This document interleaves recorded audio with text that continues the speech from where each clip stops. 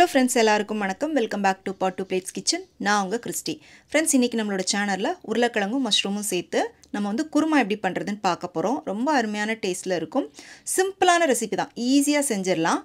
இது வந்து chapati, key rice, jeera ரைஸோட சாப்பிடுறதுக்கு சூப்பரா இருக்கும். வாங்க இப்ப எப்படி பண்றதுன்னு பார்க்கலாம்.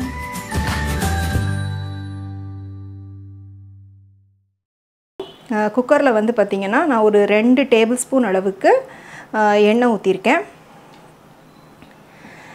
எண்ணெய் வந்து நல்லா சூடானதும் அதில் ஒரு அரை டீஸ்பூன் சோம்பு, ஒரு 4-5 கிராம்பு, ஒரு நட்சத்திர சோம்பு, பட்டை, ஏலக்காய் இருந்துச்சு அப்படின்னா ஏலக்காய் ஒரு 2-3 ஏலக்காய் சேர்த்துக்கோங்க. கூடவே ஒரே ஒரு பிரிஞ்சி இலையும் சேர்த்துக்கலாம். இப்போ பார்த்தீங்கன்னா நம்ம சேர்த்த ஹோல் கரம் மசாலா எல்லாம் நல்லா எண்ணெயில் வந்து ஃப்ரை ஆயிடுச்சு.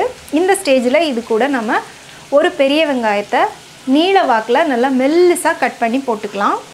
போட்டுட்டு நல்லா வந்து வதக்கி விட்டுக்கோங்க. இப்போ பார்த்தீங்கன்னா வெங்காயம் நல்லா வதங்கிருச்சு. அதோட கலர் வந்து பார்த்திங்கன்னா உங்களுக்கு தெரியும், கொஞ்சம் வந்து அப்படியே ப்ரௌனாக மாற ஆரம்பிச்சிருச்சு. இந்த ஸ்டேஜில் இது கூட வந்து நம்ம தக்காளி சேர்த்துக்கலாம். தக்காளி வந்து ஒரே ஒரு தக்காளி சேர்த்துக்கோங்க. சேர்த்துட்டு நல்லா வதக்கி விட்டுக்கோங்க. இப்போ பார்த்தீங்கன்னா தக்காளி வந்து நல்லா சாஃப்டாக வெந்து வந்துருச்சு. இந்த ஸ்டேஜில் இது கூட ஒரு டீஸ்பூன் அளவுக்கு இஞ்சி பூண்டு விழுது சேர்த்துக்கலாம். இஞ்சி பூண்டு சேர்த்துட்டு அதோட அந்த பச்சை வாசனை போகிற வரை லைட்டாக வதக்கி விட்டுக்கோங்க. இப்போ இஞ்சி பூண்டோட பச்சை வாசனை நல்லா வந்து மாறினதுக்கப்புறமா இது கூட நம்ம வந்து மஷ்ரூம் சேர்த்துக்கலாம். மஷ்ரூம் வந்து ஒரு 200 கிராம் அளவுக்கு எடுத்திருக்கேன். ஒரு மஷ்ரூமை இந்த மாதிரி 4ஆக வந்து கட் பண்ணி வச்சுருக்கேன். இப்போ இதை வந்து நம்ம இது கூட சேர்த்துக்கலாம். இது கூடவே ஒரே ஒரு உருளைக்கிழங்கு தோல் சீவிட்டு இந்த மாதிரி சின்ன சின்ன க்யூப்ஸாக கட் பண்ணி வச்சுருக்கேன். இப்போ இதையும் வந்து நம்ம இது கூட போட்டுக்கலாம். போட்டுட்டு நல்லா வந்து வதக்கி விட்டுக்கலாம். ஒரு 2-3 நிமிஷம் இந்த உருளைக்கிழங்கு மஷ்ரூமை நம்ம நல்லா வதக்கினதுக்கு அப்புறமா இது கூட தேவையான அளவுக்கு நம்ம உப்பு சேர்த்துக்கலாம். ஏன்னா வந்து நம்ம மஷ்ரூம் வந்து உங்களுக்கு கொஞ்சம் வதங்கினதுக்கப்புறமா அதோட சைஸ் வந்து கொஞ்சம் சுருங்கும். அதனால் நீங்கள் ஃபஸ்ட்டே உப்பு சேர்த்துட்டிங்க அப்படின்னா உங்களுக்கு வந்து கொஞ்சம் கூட குறைய வந்து ஆகலாம். அதனால் இந்த மஷ்ரூம் எல்லாம் கொஞ்சம் வதங்கி கொஞ்சம் சுருங்கி வந்ததுக்கப்புறமா நீங்கள் வந்து உப்பு சேர்த்திங்கன்னா கரெக்டாக இருக்கும். இப்போ இது வந்து வதங்கட்டும். இப்போ பார்த்தீங்கன்னா அடுப்பை சிம்மில் வச்சுருக்கேன். ஒரு 2 நிமிஷம் இது வந்து கொஞ்சம் நல்லா வதங்கட்டும். அதுக்குள்ளே இதுக்கு தேவையான தேங்காய் பேஸ்ட்டை வந்து நம்ம அரைச்சி எடுத்துக்கலாம். அதுக்கு ஒரு மிக்ஸி ஜாரில் ஒரு சில அளவுக்கு தேங்காய் கட் பண்ணி போட்டுக்கோங்க. கூடவே ஒரு 5 முந்திரி பருப்பு, அரை டீஸ்பூன் சோம்பு, அடுத்ததாக ஒரு அரை டீஸ்பூன் கசகசா சேர்த்துக்கோங்க. இப்போ இதை வந்து கொஞ்சமாக தண்ணி விட்டுட்டு நல்லா வந்து பேஸ்ட்டாக அரைச்சி எடுத்துக்கலாம்.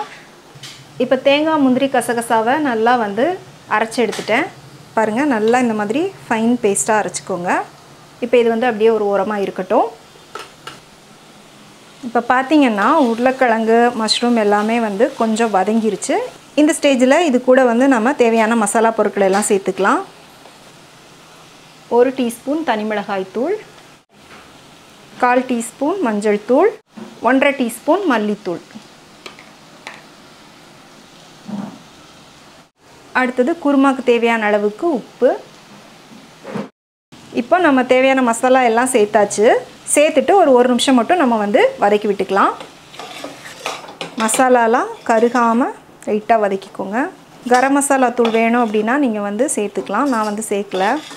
இப்போ மசாலா எல்லாம் சேர்த்து ஒரு நிமிஷம் நம்ம இதை நல்லா வதக்கி விட்டதுக்கப்புறமா இது கூட வந்து நம்ம அரைச்சி வச்ச அந்த தேங்காய் பேஸ்ட்டை வந்து சேர்த்துக்கலாம். சேர்த்துட்டு தேவையான அளவுக்கு தண்ணியும் சேர்த்துக்கோங்க. இப்போ எல்லாத்தையும் நல்லா மிக்ஸ் பண்ணி விட்டுக்கோங்க. தண்ணி வந்து கொஞ்சம் எக்ஸ்ட்ராவே சேர்த்துக்கோங்க. ஏன்னா நம்ம முந்திரி தேங்காய்லாம் சேர்த்ததுனால உங்களுக்கு குருமா வந்து கொஞ்சம் நல்லா திக்காகி வரும். அதனால் தண்ணி நீங்கள் வந்து எக்ஸ்ட்ரா கூட சேர்த்துக்கோங்க. இப்போ உப்புலாம் கரெக்டாக இருக்கான்னு ஒரு தடவை செக் பண்ணி பார்த்துட்டு இது வந்து கொதி வர ஆரம்பித்ததும் குக்கரை மூடி விசில் போட்டுருங்க. போட்டுட்டு ஒரு 2 விசில் விட்டிங்கன்னா போதும், நம்மளோட குருமா வந்து சூப்பராக ரெடி ஆயிரும். இப்போ குக்கர் விசில் வந்து ப்ரெஷர்லாம் கம்ப்ளீட்டாக அடங்கினதும் நான் வந்து ஓப்பன் பண்ணிட்டேன். பாருங்கள், இப்போ கடைசியாக இது கூட வந்து ஒரே ஒரு டீஸ்பூன் நெய் சேர்த்துக்கிட்டோம் அப்படின்னா இன்னுமே இதோட சுவை வந்து ரொம்ப கூடுதலாக இருக்கும். இப்போ நல்ல அருமையான டேஸ்ட்டில் நம்மளோட மஷ்ரூம் உருளைக்கிழங்கு குருமா ரெடி ஆயிருச்சு. நல்ல சுட சுட சாஃப்டான சப்பாத்தி பூரியோட சாப்பிட்றதுக்கு ரொம்பவே அருமையாக இருக்கும். கண்டிப்பாக இதை வந்து நான் சொன்ன மாதிரியே ட்ரை பண்ணி பாருங்கள். செஞ்சு பார்த்துட்டு எப்படி இருந்துச்சுன்னு உங்களுடைய கருத்துக்களை எனக்கு கீழே கமெண்ட் செக்ஷனில் சொல்லுங்கள். இந்த ரெசிபி பிடிச்சிருந்துச்சு அப்படின்னா மறக்காமல் லைக் பண்ணிவிட்டு உங்கள் ஃப்ரெண்ட்ஸ் அண்ட் ஃபேமிலிக்கு ஷேர் பண்ணுங்கள். மீண்டும் வேறொரு ரெசிபியோடு சந்திக்கிறேன். நன்றி, வணக்கம்.